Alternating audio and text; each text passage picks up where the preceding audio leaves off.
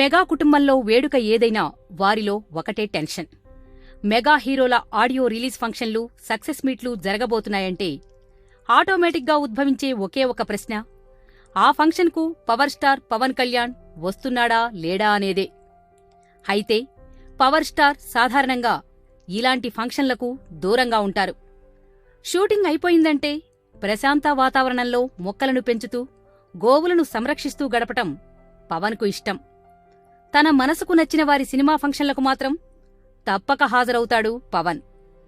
నితిన్, సప్తగిరి వంటి వారి ఆడియో ఫంక్షన్లకు పవన్ హాజరైన ఉదంతమే ఇందుకు చక్కటి ఉదాహరణ.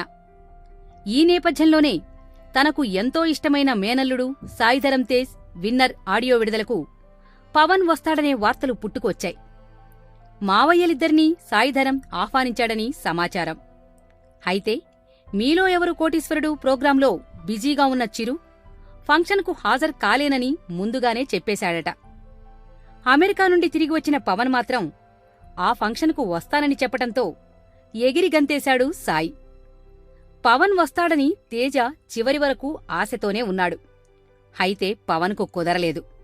మంగళగిరి చేనేత సదస్సు ఏర్పాట్లలో బిజీగా ఉండటం వల్లే ఈ ఫంక్షన్కు పవన్ రాలేకపోయినట్లు తెలుస్తోంది.